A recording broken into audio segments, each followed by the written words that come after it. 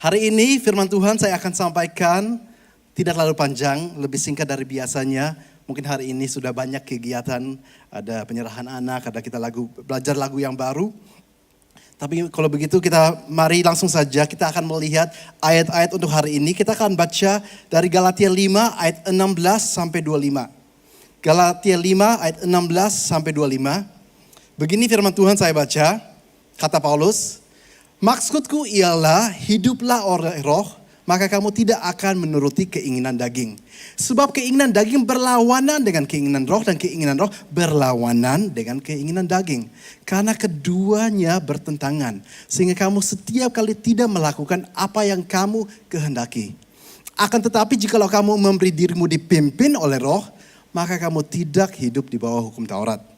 Perbuatan daging telah nyata, yaitu percabulan, kecemaran, hawa nafsu, penyembahan berhala, sihir, perseteruan, perselisihan, iri hati, amarah, kepentingan diri sendiri, percideraan, roh pemecah, kedengkian, kemabukan, pesta pora, dan sebagainya.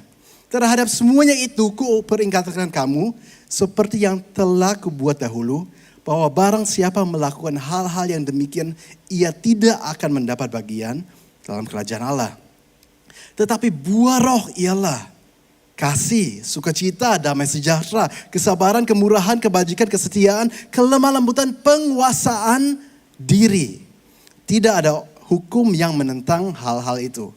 Barang siapa menjadi milik Kristus Yesus, ia telah menyelipkan daging dengan segala hawa nafsu dan keinginannya.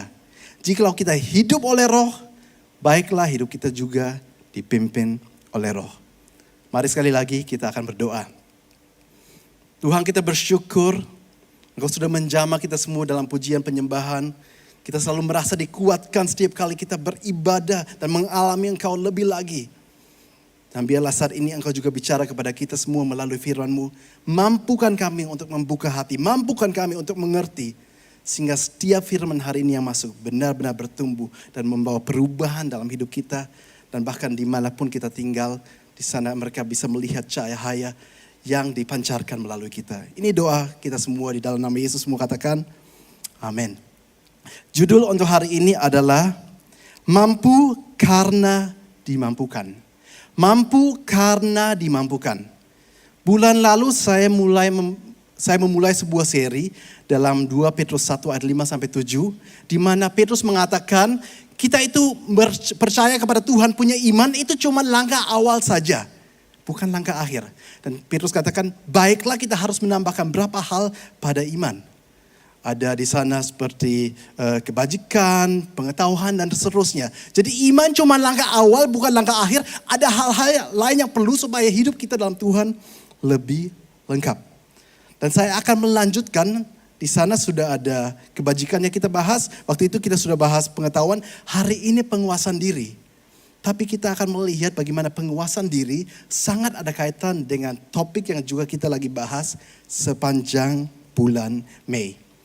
Sebelumnya saya mau kasih tahu nanti poin saya baru keluar di paling akhir. Jadi bagi Anda yang suka catat, jangan tunggu sampai akhir khotbah. Poin saya keluar baru catat. Anda sudah bisa catat mulai dari awal mengenai hal-hal yang Anda dapat. Tapi saya mau mulai dengan sebuah cerita yang beneran terjadi pada 16 Oktober 1997 di Galicia. Galicia itu adalah satu bagian di Spanyol yang paling barat. Di sebuah Atlantic Ocean. Jadi kita harus tahu samudra atau ocean di dunia ini ada 5 yang besar. Ada Pacific Ocean. Pacific Ocean adalah, atau Samudra Pasifik adalah kurang lebih dari Asia ke kanan sampai dengan Amerika. Jadi katakanlah antara Indonesia sampai Amerika. Terus ada Samudra India yang adalah kurang lebih di bawahnya India dan semua sekitar sana itu adalah Indian Ocean atau Samudra India. Terus ada juga Atlantic Ocean, yaitu dari Amerika ke timur sampai ke Europe. Jadi itu yang disebut dengan Atlantic Ocean. Ada juga di utara dan di barat, di utara dan selatan, kutub utara, kutub selatan. Ada Samudra Arktik yang di utara dan Antartika yang di selatan. Nah ini kejadiannya yang saya akan ceritakan adalah di Atlantic Ocean. Berarti antara Amerika sampai dengan Europe. Dan Europe paling barat adalah Spanyol. Dan dari Spanyol ada satu bagian yang paling barat namanya Galicia. Satu saat terjadi, bagaimana Anda harus tahu di atas laut itu biasanya komunikasi dari kapal ke kapal dan seterusnya itu bukan lewat telepon tapi lewat radio. Jadi ada seperti alat mereka bicara ke dalamnya, orang lain bisa dengar. Tiba-tiba ada orang menyalakan suara dari alat radionya sampai ke sebuah kapal dan suaranya begini. Anda harus berbelok 15 derajat, kalau enggak kita akan tabrakan. Terus ini ada sebuah kapal yang besar yang mendengar radio itu dan dia balas kembali, bukan kami yang belok, Anda yang harus belok sebab kami adalah kapal perang besar. Yang sini jawab lagi, sorry tapi kami tidak mau dan kami tidak bisa untuk belok. Terus di sini tiba-tiba yang menjawab kembali, beda orang dari yang sebelumnya. Sekarang kapitennya datang bicara ke dalam radio. Saya adalah kapiten dari kapal perang terbesar nomor 2 di Amerika. Saya tidak menghimbau Anda, tapi saya memerintahkan Anda harus berbelok. Yang sini jawab lagi, maaf kami tidak mau dan tidak bisa belok. Yang sini tambah marah, tambah emosi. Kalau Anda tidak akan belok, bersama dengan kita ada kapal-kapal perang lainnya. Dan kita harus ambil tindakan supaya kapal kami tetap bisa aman. Terus yang di sini menjawab, nama saya lupa namanya apa, katakan Manuel. Nama saya Manuel. Bersama saya ada satu teman dan satu anjing, kita sedang minum bir. Saya nggak tahu kita termasuk urutan berapa, tapi terserah Anda mau belok atau tidak. Pokoknya kami ini di daratan, sebab kita adalah mercusuar. Silahkan ambil tindakan yang terbaik. Terus tadi yang sini sudah gak menjawab lagi. Nah ini sebuah pembicaraan yang benaran terjadi. 16 Oktober 1997. Di mana yang pihak sini karena mungkin gak bisa menguasai diri, karena marah, karena egonya, tinggal waktu itu 45 km lagi, seluruh kapal-kapal mereka bisa hancur. Cuma karena ego. Untungnya yang sini masih kasih tahu. Tapi itulah bahayanya kalau orang itu gak bisa menguasai diri. Untungnya akhirnya di cerita ini masih bisa ada happy endingnya. Tapi coba kita melihat satu ayat, Amsal 25 ayat 28. Di sana dikatakan, orang yang tak dapat mengendalikan diri adalah seperti kota yang roboh temboknya. Mungkin hari ini sudah gak ada kota dengan tembok. Tapi zaman itu, zaman di mana ayat ini tuliskan, ini suatu hal yang sangat krusial. Kalau sebuah kota, temboknya sudah roboh. Saya ini suka nonton balapan sepeda. Jadi kalau Anda tanya saya suka nonton sepak bola enggak? Enggak pernah nonton sepak bola, kecuali Jerman yang main. Itu pun hanya kalau Piala Dunia. Kalau enggak saya enggak nonton. Suka nonton yang lain enggak? Enggak suka, saya cuma suka nonton kadang-kadang balapan sepeda. Alasannya apa? Banyak, salah satunya nostalgia. Tapi satu hal yang saya juga, kenapa saya suka nonton balapan sepeda, biasanya mereka itu balapannya di Europe. Jadi mereka mungkin lagi di Spanyol, di Italia, di Jerman, dimanapun. Dan mereka akan melewati banyak tempat. Jadi kalau kita nonton balapan sepeda, itu sekalian sightseeing. Jadi sekalian bisa melihat tempat-tempat wisata yang mereka lewati, gunung-gunung yang mereka lewati, hutan-hutan yang mereka lewati. Dan satu hal yang sering kali kalau mereka balapan di Europe yang mereka lewati, yang kelihatan di layar, karena sering kali rekamannya dari helikopter, adalah sebuah kastil. Kastil itu adalah seperti istana, cuma bedanya istana itu artinya tempat kedudukan raja. Tapi kastil bisa berada dimanapun. Itu adalah sebuah tempat dengan sebuah tembok yang tebal sehingga kota tersebut bisa aman. Jadi sering kelihatannya kalau saya nonton balapan sepeda, kastil-kastil, tapi semuanya memang sudah hancur karena itu dari zaman 500, 800 ribu tahun yang lalu.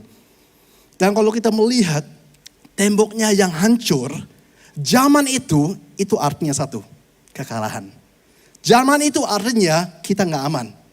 Mungkin hari ini karena sudah ada sistem begitu baik dengan polisi dan seterusnya, sudah nggak dibutuhkan. Tapi zaman itu di mana ayat ini dituliskan, orang yang gak bisa mengendalikan dirinya, yang gampang marah, yang gampang emosi, yang gak bisa menguasai dirinya, seperti kota yang temboknya rubuh.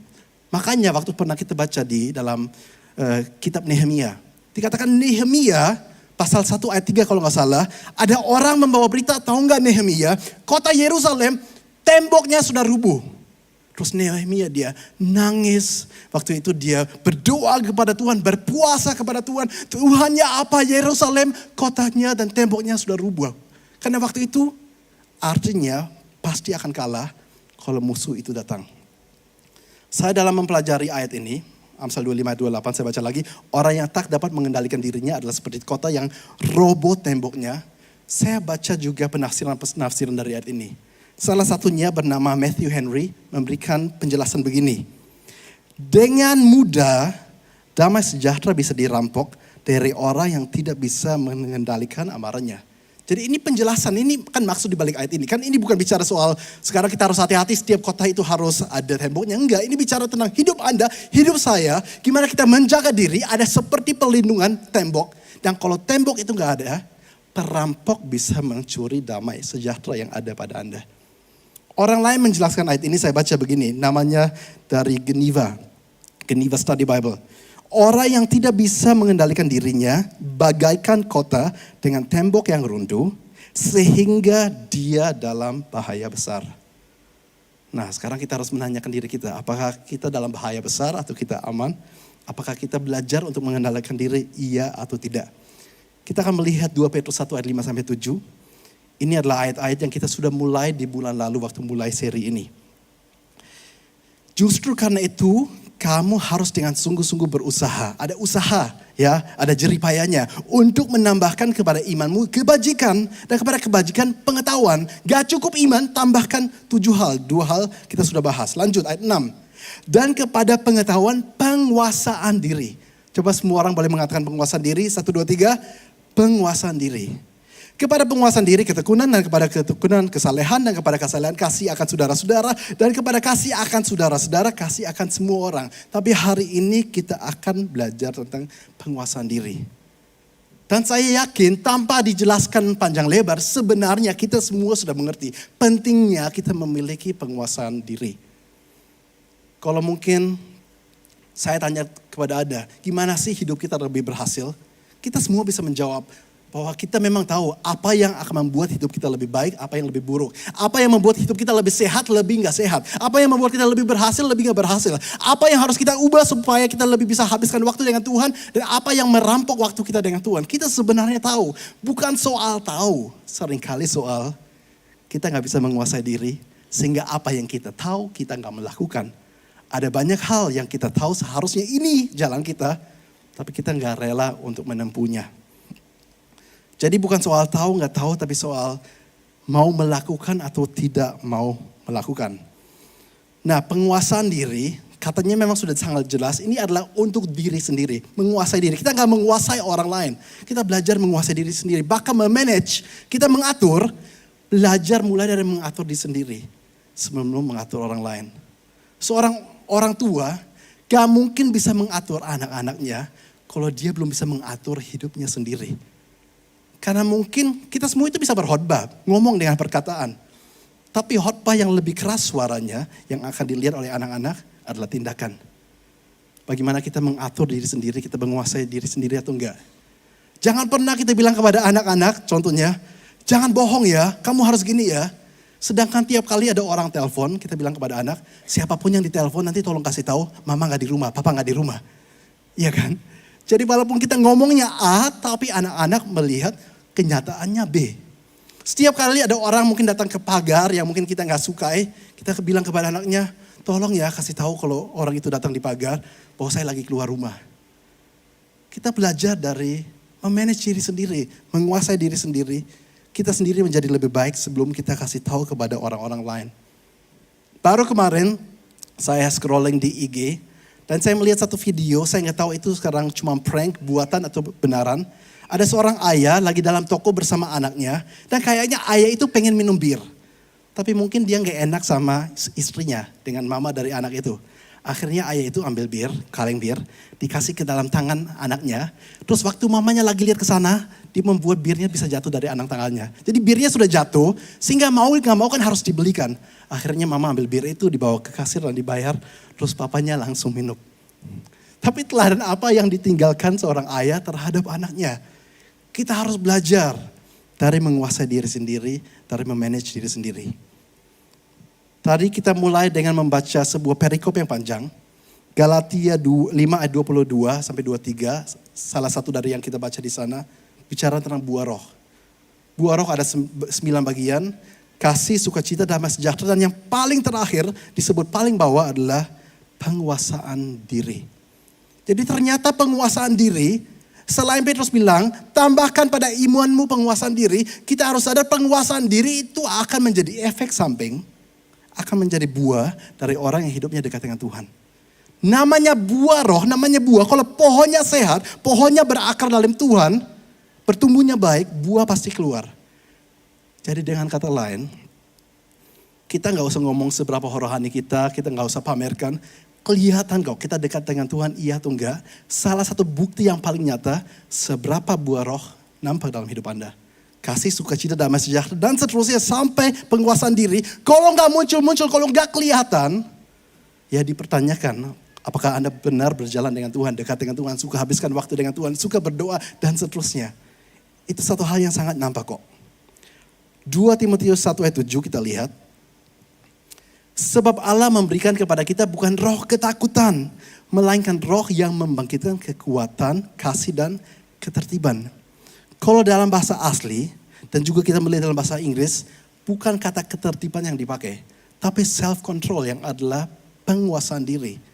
Roh yang Tuhan berikan dalam diri Anda dan saya, tadi bicara buah roh, jadi Roh Kudus yang hasilkan penguasaan diri. Sini pun dikatakan hal yang sama. Roh yang Tuhan berikan akan menghasilkan salah satunya penguasaan diri, ketertiban.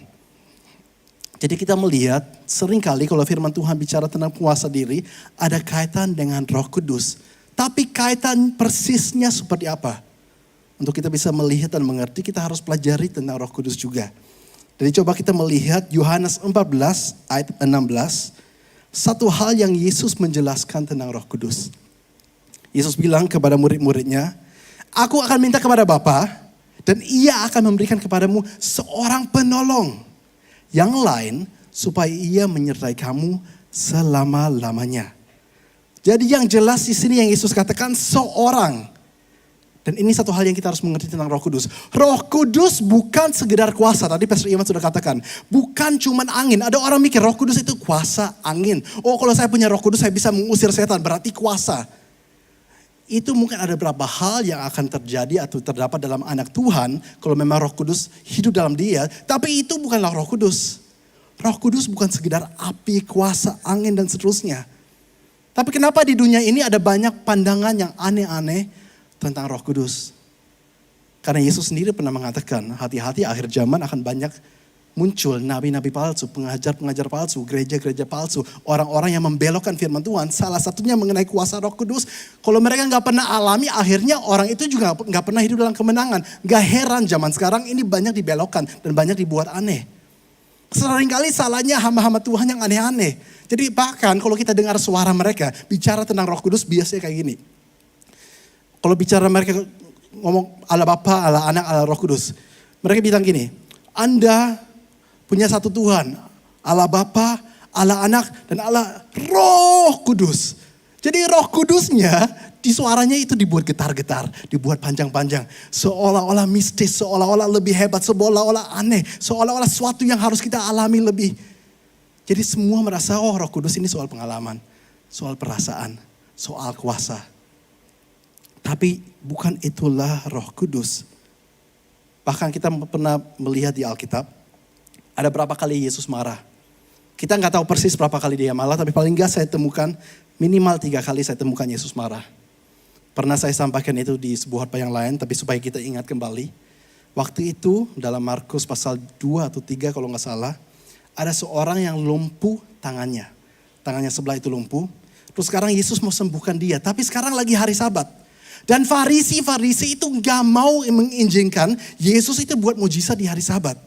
Terus waktu Yesus melihat itu, dikatakan Yesus itu heran dan marah terhadap Farisi yang hatinya begitu keras. Karena Yesus mau buat mujizat aja, tolong orang aja, mereka menolak, mereka melarang. Jadi Yesus itu marahnya kapan? Waktu ini bicara tentang keselamatan orang lain. Jadi Yesus mau tolong, orang ini gak boleh ditolong, Yesus itu marah. Contoh kedua, Yesus itu marah di Alkitab. Yesus pergi ke bait suci dan waktu mau beribadah malah dia melihat semua orang di sini cuma jual beli barang dan dibuat sedemikian rupa supaya banyak untungnya. Jadi Yesus katakan ini sudah kayak sarang penyamun. Dia buat sebuah cambuk dan mengusir semua orang. Yesus marah. Tapi alasan marahnya apa? Perhatikan. bukan karena diri sendirinya dilanggar. Dia marah karena rumah Bapa, rumah doa dibuat sarang penyamun. Ini sudah bicara tentang kemuliaan Bapa. Jadi tadi adalah mengenai keselamatan orang lain, sekarang bicara mengenai kemuliaan Bapa. Jadi kalau cuma bicara soal diri sendiri, Yesus yang dilanggar, Yesus yang difitnah, Yesus yang digosipin, Yesus yang dipasang mahkota duri, gak pernah dia akan marah. Dia menguasai diri. Orang tampar pipi kiri, dia berikan pipi kanan. Tapi kalau sudah keselamatan orang lain, nama Bapa dia marah. Ada satu contoh lagi yang kita melihat di Alkitab. Yesus buat banyak mujizat. Terus Farisi mulai sebarkan dan ngomong kemana-mana. Oh, Yesus ini bikin mujizat bukan karena dia itu diurapi, bukan karena dia dekat dengan Tuhan. Tapi karena setan yang berikan dia kuasa. Mereka bilang Beelzebub, nama setan. Berikan dia kuasa untuk dia bisa bikin mujizat. Itu alasannya dia itu hebat. Waktu Yesus dengar itu, Yesus berkata begini. Oke, kalian itu mau fitnah saya, ngomong jelek tentang saya, silakan. Akan diampuni. Tapi kali ini kalian sudah memfitnah dan menghujat Roh Kudus. Dan Yesus marah. Karena kembali, nama Roh Kudus bukan nama diri sendirinya yang dijelekan. Jadi Yesus itu melihat begitu indahnya Roh Kudus. Sampai kalau dilanggar atau orang itu fitnah, dia marah. Karena Roh Kudus bukan kuasa. Roh Kudus adalah pribadi. Dan tahukah Anda di bulan ini, bulan Mei, kita akan merayakan Pentakosta. Kamis depan ini adalah hari kenaikan Tuhan Yesus. Hari kenaikan plus 10 hari, selalu setiap tahun seperti itu adalah Pentakosta. Jadi kita akan belajar lebih lagi pribadi Roh Kudus itu seperti apa. Kalau kita melihat kembali ke ayat ini, Yohanes 14 ayat 16. Aku akan meminta kepada Bapa dan dia akan memberikan kepadamu seorang. Jadi dia pribadi, bukan kuasa doang. Seorang apa? Penolong. Kita ingat judul hari ini. Kita mampu karena dimampukan. Gak ada satupun dari kita yang bisa hebat, bisa berhasil, bisa bertobat, bisa bertumbuh. Karena kita ini hebat. Kita ini mampu cuma satu. Ada penolong. Dalam diri Anda, dalam diri saya. Penolongnya namanya siapa? Roh Kudus. Dan dia bukan kuasa, dia adalah pribadi yang tinggal, yang diam di dalam kita semua. Kita bisa, kita mampu. Karena penolong itu hidup dalam diri kita. Sekarang ayat yang ke-17. Yaitu roh kebenaran. Dunia tidak dapat menerima dia sebab dunia tidak melihat dia. Dan tidak mengenal dia. Tetapi kamu akan mengenal dia sebab ia menyertai kamu dan akan diam di dalam kamu. Roh Kudus itu ngapain? Dia menyertai kita. Saya melihat satu quote, satu kutipan. Saya akan bacakan. Dikatakan oleh A.W. Tozer. The Holy Spirit is our cloud by day and our fire by night. Without him we only wander aimlessly about the desert. Kalau saya baca dalam bahasa Indonesia begini. Roh Kudus adalah tiang awan kita pada siang hari dan tiang api pada malam hari. Memang dulu zaman Israel di padang gurun, benar ada tiang api, tiang awan setiap hari. Bukan berarti hari ini sudah gak ada. Memang mungkin gak kelihatan kayak tiang api. Tapi pagi dan malam dia menyertai. Tanpa dia kita hanya berjalan tanpa tujuan di padang gurun. Dan bukankah itu semua orang yang tidak mengenal Tuhan? Mereka berjalan seperti tanpa tujuan. Mereka cuma cari kesenangan, keberhasilan, dan uang. Dan cuma itu aja yang mereka kejar. Tapi apakah itu yang Tuhan mau untuk mereka? Anda dan saya gak pernah akan temukan tujuan hidup kita. Kalau kita itu gak hidup berjalan dengan Tuhan. Dan didiami Roh Kudus. Dan dipimpin Roh Kudus. Coba semua yang setuju berikan tepuk tangan paling meriah untuk Tuhan Yesus Kristus. Tapi ada perbedaan dari perjanjian lama dan perjanjian baru. Kalau umat Israel di perjanjian lama cuma dipimpin Roh Kudus karena mereka bisa melihat tiang api dan tiang awan. Perbedaan dengan perjanjian baru apa? Kita sekali lagi lihat ayat 17. Yaitu roh kebenaran dunia tidak dapat menerima dia sebab dunia tidak melihat dia dan tidak mengenal dia. Tetapi kamu mengenal dia sebab ia menyertai kamu dan di highlight dalam warna yang berbeda. Dan akan diam di dalam kamu. Itu bedanya perjanjian lama dan perjanjian baru. Kalau perjanjian lama cuma berapa orang pilihan. Imam-imam, nabi-nabi, raja-raja yang bisa mengalami ini. Di perjanjian baru ayat 17 yang kita baca. Ini kan sebuah janji Yesus. Yesus lagi mau sampaikan kepada murid-murid supaya mereka gak khawatir. Satu saat saya sudah gak ada. Tapi jangan khawatir. Ada seorang penolong yang lain yang akan datang. Kapan kalian alami? Pentakosta nanti. Kalau saya sudah mati di kayu salib, saya sudah setelah itu 40 hari di dunia mengajar kalian. Saya terangkat ke surga di hari ke-40, 10 hari kemudian Pentakosta, inilah janjinya. ada penolong yang lain, dia menyertai kamu dan diam di dalam kamu. Dan kalau Roh Kudus diam di dalam Anda, diam dalam saya, what does he do? Apa yang dilakukan? He changes us. Dia mengubahkan kita semua. Satu kutipan lain dari A.W. Tozer yang saya mau tunjuk. Sebelum saya bacakan, mungkin Anda juga heran, kok hari ini semua kutipannya dari A.W. Tozer. Tahun lalu saya baca sebuah buku. Namanya, judulnya adalah Tozer on the Holy Spirit. Jadi ini adalah, pendeta ini sudah almarhum puluhan tahun. Tapi dia tulis satu buku, renungan harian selama 365 hari. Setiap halaman adalah satu topik soal Roh Kudus. Jadi jangan pikir Roh Kudus itu hampir gak dibahas di Alkitab. Saking banyaknya dibahas, bisa menulis buku dengan 365 topik. Boleh tepuk tangan Roh Kudus yang begitu mulia dan luar biasa. Tapi saya akan bacakan apa yang A.W. Tozer mengatakan. The Holy Spirit never enters a man and then lets him live like the world. You can be sure of that. Bahasa Indonesia, Roh Kudus tidak pernah tinggal dalam diri kita dan kemudian membiarkan kita hidup di dalam keduniawian. Ada orang-orang yang bertanya, apakah Roh Kudus meninggalkan saya kalau saya jatuh, kalau saya berdosa? Dan saya mau menjawab, mana mungkin Roh Kudus meninggalkan kita pada saat kita jatuh, pada saat kita berdosa. Karena cuman Dia yang bisa bantu kita lain kali supaya kita tetap dalam bertobatan. Kita supaya hidupnya lebih kudus, hidupnya lebih benar. Kalau Dia yang meninggalkan malah gak pernah akan sampai. Justru tujuan Dia datang untuk membantu kita manusia yang lemah, penuh kekurangan. Jadi apakah Dia meninggalkan kita pada saat kita jatuh dan berdosa? Tentu tidak. Justru di sana ayat Alkitab dalam Ibrani mengatakan kita bisa datang dengan penuh keberanian kepada takhta kasih karunia Allah. Kalau kita hari ini, Anda dan saya masih bergumul dengan dosa, yang bergumul dalam diri kita siapa? Ya Roh Kudus. Adanya pergumulan dengan dosa itu justru adalah tandanya Roh Kudus bekerja dalam diri Anda, dalam diri saya. Kalau kita gak pernah bergumul, berarti kita cuma gak peduli dengan dosa. Itu adalah orang yang gak kenal Tuhan. Itu adalah orang yang gak adalah Roh Kudusnya. Tapi kalau Anda merasa, saya masih bergumul, bagus. Anda masih hidup. Dan Tuhan hidup dalam diri Anda. Dan Dia akan memampukan Anda untuk semakin hari semakin baik. Jatuh itu bisa. Jatuh itu normal. Jatuh itu wajar. Kita manusia. Tapi Dia akan membantu saya untuk berjalan dari kemuliaan kepada kemuliaan. Sekali lagi semua yang setuju berikan tepuk tangan paling meriah untuk Tuhan Yesus Kristus. Tadi saya katakan poin khotbah saya keluarnya di akhir khotbah. Jadi saya akan keluarkannya sekarang. Ini poin dari apa yang kalau khotbah ini dirangkum. Ini poinnya, coba kita lihat. Pribadi Roh Kudus memampukan kita menjalani hidup sesuai firman-Nya. Mungkin ada yang berkata, saya ini gak bisa berubah, saya ini gak bisa bertobat, saya ini gak bisa mengampuni, saya ini gak bisa mengasihi, saya ini gak bisa menguasai diri, dan seterusnya. Benar Anda gak bisa. Sampai kapanpun Anda gak bisa. Tapi Roh Kudus dalam diri Anda, Dia yang bisa. Dan Dia akan memampukan Anda semua. Jadi apapun itu, mengasihi, mengampuni, menguasai diri. Hari ini kan kita belajar tentang penguasaan diri. Dan ternyata penguasaan diri itu karya Roh Kudus, buah Roh Kudus. Jadi apapun itu mengasihi, mengampuni, menguasai diri. Kalau kita hidup dipimpin, dan kalau kita hidup dalam kuasa Roh Kudus, maka segala sesuatu dibuatnya mungkin oleh Dia yang hidup dalam diri kita. Sehingga sama seperti Paulus, kita bisa mengatakan, saya kutip Galatia 2 ayat 20, namun aku hidup tapi bukan akunya yang hidup, melainkan Roh Kudus yang hidup di dalamku. Berikan tepuk tangan yang paling meriah untuk Tuhan Yesus Kristus.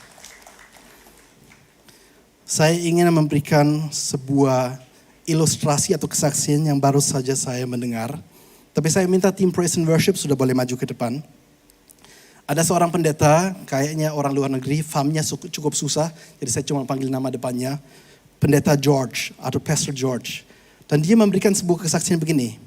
Dia punya anak gadis namanya Larissa usia 10 tahun.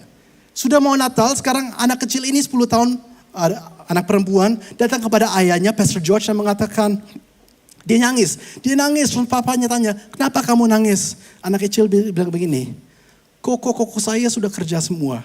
Sehingga mau Natalan, mereka sudah beli kado untuk papa. Saya ini masih anak kecil, saya gak punya uang, saya gak bisa beli kado untuk papa. Terus karena itu dia nangis. Akhirnya papa itu keluarkan dompetnya, berikan uang ke anaknya. Dan bilang ke anaknya begini, oke, tolong belikan saya senter hitam. Saya ingin dapat senter hitam. Tapi dia kasih uangnya. Anak kecil ini pergi belanja, beli senter hitam, dibungkus, pada hari Natal dikasih kepada papanya. Terus papanya pura-pura surprise, wow, senter hitam, keren sekali, aku mau yang ini. Terus anaknya jawab dengan bangga, iya aku tahu. Tapi anaknya karena masih kecil merasa seakan-akan itu kehebatan anaknya. Tapi sebenarnya anak itu bisa melakukan, kenapa? Karena papanya terlebih dahulu sudah kasih tahu, saya ini pengen apa? Saya pengen senter hitam. Dan anak itu mengerti apa yang papanya ingini, itu yang dia cari. Anaknya gak punya uang, papa yang memberikan kuasanya, yang memberikan uangnya. Akhirnya anak itu mampu belikan. Dan itulah persis gambaran Roh Kudus bekerja dalam diri Anda dan diri saya. Kalau soal keinginan diri kita sendiri, soal hal-hal yang kita rindukan dan mau sebelum kita bertobat, pasti banyak hal yang jahat, pasti banyak hal yang tidak berkenan kepada Tuhan. Tapi karena kita mengenal Dia, mengalami Dia, Roh Kudus diam di dalam kita, keinginan kita diubahkan. Sekarang hal-hal yang tadi kita cari dan kita kejar, keinginan duniawi, pesta pora dan seterusnya, yang kita baca dalam Galatia 5 tadi panjang lebar, hilang satu persatu tanpa kita berusaha banyak. Karena Roh Kudus mengubah kita, ada buah yang keluar. Bukan kehebatan Anda, bukan kehebatan saya, kita mampu karena dimampukan. Dan bukan cuma keinginan kita yang diubahkan, tapi kita dimampukan untuk apa yang Tuhan mau. Sekarang kita punya kekuatan untuk melakukannya. Jadi mari kita bersyukur kepada Roh Kudus yang begitu luar biasa. Bukan kuasa, bukan angin, tapi pribadi yang tinggal dalam diri Anda dan diri saya. Sehingga kemanapun kita berjalan, pergi, kita bisa hidup dalam kemenangan. Karena Tuhan hidup dalam diri kita. Sekali lagi untuk terakhir kalinya berikan tepuk tangan paling meriah untuk Tuhan Yesus. Mari kita akan berdoa. Tuhan, kita bersyukur untuk apa yang boleh kita dengar hari ini. Engkau mengatakan bagaimana orang yang bisa kendalikan diri, dia itu seperti kota yang temboknya sudah rubuh, rawan dan di dalam bahaya. Tapi kita bersyukur untuk karya Roh Kudus yang tinggal dalam diri kita. Sehingga hari ini, semakin hari kita mengalami, kita semakin bisa menguasai diri, semakin bertobat, semakin berubah. Bukan karena kita hebat, tapi karena Engkau yang mampukan.